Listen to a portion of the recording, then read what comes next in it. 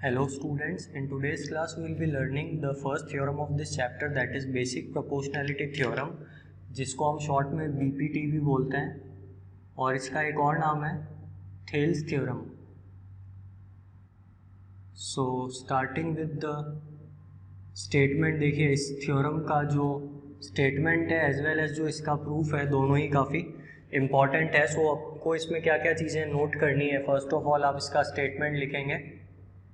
Statement मैं सिर्फ dictate कर रहा हूँ, आपको पूरा खुद से लिख लेना है, तो आप धीरे धीरे जो है स्टेटमेंट को लिखेंगे।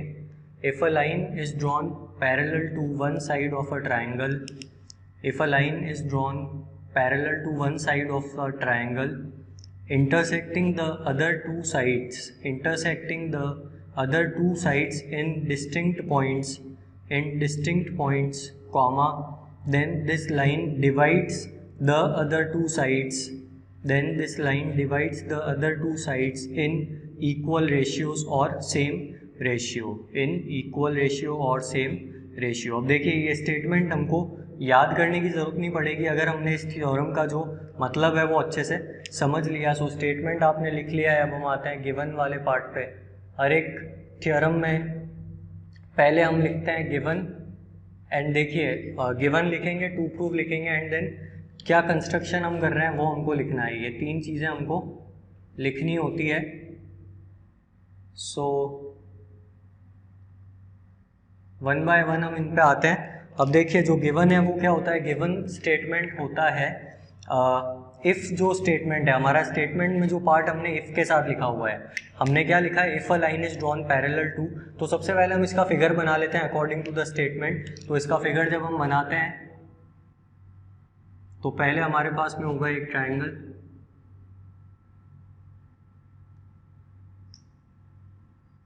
सो हमने एक ट्राइंगल बना लिया ABC। अब इसमें हमको ये बोला गया if a line is drawn parallel to one side of a triangle, तो वो जो वन साइड है वो रेफरेंस में BC को ले लेता हूँ। अब हमको क्या करना है, हमको एक ऐसी लाइन बनानी है जो BC के पैरेलल हो और अदर टू साइड्स को इंटरसेक्ट करे डिस्टिंक्ट पॉइंट्स पे। इसका क्या मतलब है, आप BC के पैरेलल एक लाइन बना देंगे, तो इस तरीके से आपने लाइन बनाई। सपोज दिस लाइन, अब कंडीशन क्या है, ये जो लाइन है it must be parallel to BC and it must intersect the other two sides in distinct points. तो ये लाइन जो है मैंने इस तरीके से कंस्ट्रक्ट की है कि वो BC के पैरेलल है और जो बाकी दोनों साइड्स है that is AB and AC, उनको डिस्टिंक्ट पॉइंट्स पे इंटरसेक्ट कर रही है। इन पॉइंट्स को हम नाम दे देते हैं D एंड E। तो फर्स्ट ऑफ ऑल गिवन में आप क्या लिख लेंगे, DE is parallel to BC। तो हमने ये लिख लिया कि DE BC के पैरेलल है। अब इफ स्टेटमेंट हमारा कंप्लीट हो गया, अब हम देन स्टेटमेंट में आते हैं। तो if a line is drawn parallel to one side of a triangle to intersect the other two sides in two distinct points, then this line मतलब L, this line divides the other two sides. अब other two sides कौन कौन सी है, AB and AC। तो इस line ने क्या किया है, the line which we have drawn parallel to BC, it has divided the two sides in equal ratios. अब जो लाइन L है उसने AB को किस रेशियो में डिवाइड किया है, तो उस रेशियो का जो नाम है वो है AD/DB। सिमिलरली इस लाइन ने AC को कितने पार्ट्स में डिवाइड किया है, again two parts AE and EC। तो हमको ये बोला गया है कि ये जो डिवीजन हुआ है तो ये जो रेशियोज हमको मिले हैं ये आपस में इक्वल होंगे। दैट मीन्स हमको ये प्रूव करना है AD/DB is equal to AE/EC। तो इस तरीके से अगर आपको चीज़ें पता है कि आपको इसमें क्या करना है, आपको इतना पता है कि एक ट्राइंगल है उसमें आपको एक लाइन बेस के पैरेलल बनानी है और वो लाइन दोनों साइड्स को जहाँ इंटरसेक्ट करती है तो उनको वो इक्वल रेशियोज में डिवाइड करती है। तो स्टेटमेंट आपको मगअप करने की ज़रूरत नहीं है, आप खुद से स्टेटमेंट फ्रेम कर सकते हैं अगर थ्योरम का पिक्चर आपके दिमाग में बिल्कुल क्लियर है। तो यहाँ तक अब पार्ट क्लियर है। अब देखिए हम इसको प्रूफ कैसे करेंगे। तो इसमें हम यूज़ लेंगे दो चीज़ों का। पहली चीज़ होगी कि जो हमारा एरिया है ट्राइंगल का, देखिए मैं बता देता हूँ आपको एज अ हिंट हम यहाँ पे क्या क्या यूज़ करने वाले हैं। We are going to use first the formula for area of triangle. और एरिया ऑफ ट्राइंगल क्या होता है हमको अच्छे से पता है, half base into height. Second जो चीज़ हम यहाँ पे यूज़ करने वाले हैं वो ये है कि अगर हम एक दो ट्राइंगल्स हैं हमारे पास में which lie on the same base and between the same parallels, then the areas of triangles are equal. हमने ये थ्योरम क्लास 9th में पढ़ी है if two triangles lie on the same base and between the same parallels, two triangles lie on the same base and between the same parallels are equal in area। तो बस इन दो चीज़ों की help से हम हमारा डेरिवेशन कर लेंगे। आप ढंग से समझेंगे इसको तो ये आपको बिल्कुल भी डिफिकल्ट नहीं लगेगा। So starting with the solution, पहले मैं आपको बता देता हूँ हमको कंस्ट्रक्शन में क्या क्या करना पड़ेगा। Area of triangle since half base into height होता है, इन द फिगर हम कौन से ट्राइंगल को लेने वाले हैं ये मैं आपको बता देता हूँ। We are going to take the triangle A D E and और भी ट्राइंगल्स हम ले सकते हैं, बट फर्स्ट ऑफ ऑल हम ऑल्टीट्यूड्स कंस्ट्रक्ट करते हैं। ऑल्टीट्यूड्स कंस्ट्रक्ट कैसे किए जाएंगे, आप एक ऑल्टीट्यूड ई से कंस्ट्रक्ट कर रहे हैं जो ए डी को इंटरसेक्ट करेगा। आपने इस तरीके से ऑल्टीट्यूड कंस्ट्रक्ट किया, इसको आपने नाम दे दिया suppose point M, and similarly आप एक ऑल्टीट्यूड डी से ए ई पे कंस्ट्रक्ट कर देंगे एंड इसको आप नाम दे देंगे एन। अब देखिए हमने क्या क्या किया है। First of all draw E M perpendicular to A D, and हमने क्या किया है यहाँ पे D N perpendicular to A E. D N जो है it is perpendicular to A E. एक चीज़ हम और करेंगे यहाँ पे, हम ये ट्रेपीजियम है, पहले आप ढंग से देखें, डी ई बी सी के पैरेलल है तो ये फिगर कैसा हुआ, D E C B is a trapezium. हम इसके डायगोनल्स बना देंगे, यानी हम ऑपोजिट वर्टाइसेस को कनेक्ट कर देंगे यहाँ पे। So we have connected the opposite vertices like this. Dotted line से हमेशा शो किया जाएगा कंस्ट्रक्शन को, बाकी जो रेगुलर लाइन्स है वो गिवन फिगर के लिए हम यूज़ करेंगे। सो हमने क्या किया है, join D to C, join C D and we have join B to E. तो यहाँ पे हमारा ये पार्ट खत्म होता है कि हमको क्या क्या इसमें एक्चुअली करना है, कंस्ट्रक्शन क्या करना है, क्या चीज़ हमको प्रूव करनी है। So now starting with the proof. So इसका प्रूफ कुछ इस तरीके से है कि you need to use area of triangle, और मैं बता देता हूँ आपको क्या क्या चीज़ें हम निकालने वाले हैं। We are going to find area of triangle A D E. So first of all मैंने क्या किया, area of triangle A D E find कर लिया, जो हो जाएगा हाफ बेस इनटू हाइट। अब आपके पास दो ऑप्शन है, देखिए आप हमेशा ध्यान रखेंगे ट्राइंगल के केस में जो बेस आप चूज़ करते हैं, जो ऑल्टीट्यूड है वो हमेशा ऑपोजिट वर्टेक्स से आता है। दैट मीन्स अगर आपने बेस को ए डी चूज़ किया है, ये आपके ऊपर होता है कि ट्राइंगल का आप एरिया कैसे निकालते हैं। हमारे पास तीन ऑप्शंस होते हैं, we have three bases and corresponding to that we have three altitudes. But जब आप बेस ए डी को ले रहे हैं, आप ढंग से देखें, हम ट्राइंगल ए डी ई को कंसिडर कर रहे हैं, अगर हम बेस ए डी को ले रहे हैं तो ऑल्टीट्यूड हमेशा ई एम को ही लिया जाएगा, क्योंकि ये रूल होता है ऑल्टीट्यूड का कि it always comes from the opposite vertex and it makes an angle of 90 degree on the base. So इसको हम यहाँ पे लिखते हैं और इसको हम इक्वेशन 1 बना देते हैं। सो दिस इज इक्वेशन नंबर 1। अब हम आते हैं नेक्स्ट पार्ट पे, एरिया ऑफ ए डी ई हमको मिल गया है। अब मैं एक काम कर रहा हूँ, आप ढंग से देखेंगे, इसी लाइन पे ए डी ई का हमने एरिया निकाला है, अब हम इसके नीचे वाले ट्राइंगल बी डी ई का एरिया निकाल रहे हैं। We are finding the area of B D E. Again the formula will be half base into height. अब आप ढंग से देखेंगे बी डी ई का एरिया कैसे निकलेगा, तो वो मैं आपको यहाँ पे बता देता हूँ। देखिए बी डी ई मेरे पास में ये वाला ट्राइंगल है, this triangle B D E.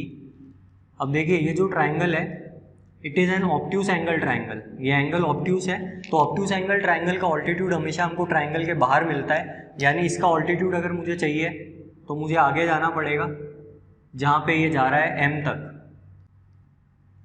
M से हम जब ई को ज्वाइन कर रहे हैं तो यहाँ पे हमको ऑल्टीट्यूड मिल रहा है। अब देखिए हाफ बी डी का एरिया आप कैसे निकाल रहे हैं, बेस आप ले रहे हैं बी डी को, so half base into height होता है, हाइट अंदर नहीं है क्योंकि देखिए आपको जो ऑल्टीट्यूड है वो अपोजिट वर्टेक्स से लेना है। बी डी ई में से बी डी को आप बेस ले चुके हैं तो ऑब्वियस सी बात है जो ऑल्टीट्यूड है वो ई से आना चाहिए, और ई से जो ऑल्टीट्यूड आ रहा है वो ट्राइंगल के अंदर नहीं आके ट्राइंगल के बाहर जा रहा है, बट उससे कोई फ़र्क नहीं पड़ने वाला है। तो ये हमको मिल गया half B D into E M. अब इसी तरीके से मैं आपको एक और चीज़ यहाँ पे बताता हूँ। अब हम क्या कर रहे हैं, ए डी ई का एरिया एक और तरीके से निकाल रहे हैं। हमने पहले ए डी ई का एरिया निकाला था by taking base as A D and altitude as E M. दूसरा ऑप्शन मेरे पास क्या था कि मैं बेस ले लेता हूँ ए डी के बजाय ए ई को, तो जब मैंने बेस लिया ए ई को तो मेरा ऑल्टीट्यूड ऑब्वियसली ए डी में से, अगर बेस ए ई है तो मेरा ऑल्टीट्यूड डी से आएगा, डी से जो ऑल्टीट्यूड आ रहा है उसका नाम है डी एन। सो इसको आप बना देंगे इक्वेशन नंबर 3। सिमिलरली अब आप नीचे वाले पार्ट पे जाएं, देखिए पहले हमने इसका एरिया निकाला था, this portion B D E, अब मैं निकाल रहा हूँ डी ई सी का, तो इसके लिए भी आपको चाहिए तो मैं अलग से एक फिगर बना देता हूँ यहाँ पे। This is D E C and D E C में आपको बेस क्या लेना पड़ेगा, you have to take base as, you can take the base as E C and altitude as D N. Area of triangle D C E will be half into base will be EC, or we can say okay base will be EC and altitude बाहर से आ रहा है, देखिए फिर EC से, EC अगर base है तो मेरा ऑल्टीट्यूड आएगा D से, और D से जो ऑल्टीट्यूड आ रहा है वो ट्राइंगल के बाहर आ रहा है और उस ऑल्टीट्यूड का नाम है DN। एंड यहाँ पे इसको हम बना देंगे इक्वेशन नंबर 4। यहाँ तक अगर आपको चीज़ें क्लियर है तो आगे का सोल्यूशन बहुत ही ईजी है। अगला स्टेप क्या है मैं आपको बता देता हूँ। इक्वेशन 1 को हम 2 से डिवाइड करेंगे एंड हम 3 को 4 से डिवाइड करेंगे। देखिए मैं डायरेक्टली कर रहा हूँ यहाँ पे, due to lack of space I am writing it over here. मैं अगला स्टेप क्या कर रहा हूँ, आप एक ही स्टेप में नहीं लिखेंगे, आप अलग से इसको डिवाइड करेंगे। इन दोनों चीज़ों को हम डिवाइड करने जा रहे हैं, दोनों इक्वेशंस को। तो जब डिवीजन किया जाएगा हाफ से हाफ जो है वो कैंसिल हो जाएगा, EM से EM कैंसिल हो जाएगा, दैट मीन्स मुझे एक रिलेशन मिला area of triangle ADE upon area of triangle BDE is equal to AD by BD। आप चाहें तो BD को DB भी लिख सकते हैं, both are one and the same things, so you can make it equation number 5। Now dividing equation 3 and 4। So इन equations को जब आप डिवाइड करते हैं हाफ से हाफ कैंसिल होता है एंड DN से DN कैंसिल होता है और मुझे मिलता है area of triangle ADE upon area of triangle CDE is equal to DCE लिखे चाहे CDE एक ही बात है, this is equal to AE by EC। So this is equation number 6। अब मैं आपको एक सिंपल सी चीज़ बता देता हूँ। एक तरीका ये है कि अब आप इन दोनों इक्वेशंस को डिवाइड कर दीजिए, या दूसरा इजी तरीका मैं आपको बताता हूँ वो ये है कि मुझे ये पता है कि एरिया ऑफ ट्राइंगल, अब आप आ जाएंगे थ्योरम पे, ये 2 ट्राइंगल्स आपको दिख रहे हैं यहाँ पे, मैं उनको अलग अलग कलर से शेड कर रहा हूँ। एक BDE हम ऑलरेडी शेड कर चुके हैं, दूसरा जो CDE है उसको मैंने शेड कर दिया। अब आप अगर ढंग से देखें तो ये दोनों ट्राइंगल जो है उनका बेस कॉमन है, आप ये चेक कर सकते हैं बहुत ईजीली। देखिए BDE और CDE दोनों में कॉमन क्या है, तो दोनों में जो DE वाला पार्ट है वो कॉमन है, the part DE is common in both, that means DE इनका कॉमन बेस है। एंड ये दोनों ट्राइंगल सेम पैरेलल्स के बीच में लाए कर रहे हैं, पैरेलल्स का नाम क्या है DE एंड BC। तो आप इस थ्योरम को यहाँ ब्रैकेट में लिख देंगे कि आप पहले लिख सकते हैं area of triangle CDE is equal to area of triangle BDE, और ये हमने कैसे लिखा है तो उसके लिए आप ब्रैकेट में ये जो मैंने यहाँ पे सेकंड पॉइंट लिखा है हमारा वो आप एज इट इज लिख देंगे, the triangles lie on the same base DE and between the same parallels DE and BC। ये पूरा स्टेटमेंट आपको लिखना है। अब आप एक काम कर सकते हैं, CDE का एरिया BDE के बराबर है, तो आप यहाँ पे इस रिप्लेसमेंट को कर सकते हैं। आप क्या करेंगे यहाँ पे, यू विल पुट, देखिए पूरी इक्वेशन में आपने कोई चेंज नहीं किया, आपने बस इक्वेशन 6 के साथ में क्या किया है कि जो CDE था उसको आप रिप्लेस कर देंगे BDE से, बिकॉज हमने अभी कंक्लूड किया है कि BDE और CDE का एरिया इक्वल है, तो CDE can be replaced by BDE and RHS में कोई चेंज नहीं आया, हमको मिला AE by EC। So this is now equation number 7। Now noting carefully, 5th and 7th equations के LHS बिल्कुल इक्वल है, तो सिंपल सी चीज़ है कि फ्रॉम इक्वेशन 5 एंड 7, 5 और 7 में सिंस LHS इक्वल है RHS भी इक्वल होंगे, that means AD by DB is equal to AE by EC। इस तरीके से हमारी थ्योरम यहाँ पे प्रूव होती है, हम लिख देंगे लास्ट में हेंस प्रूव। तो मेरे हिसाब से ये थ्योरम आपको क्लियर होनी चाहिए। आप 2-3 बार इस थ्योरम को प्रैक्टिस करेंगे तो आपको अच्छा कमांड इस पर आ जाएगा। So this is known as basic proportionality theorem और Thales theorem. I hope this is clear. Thank you.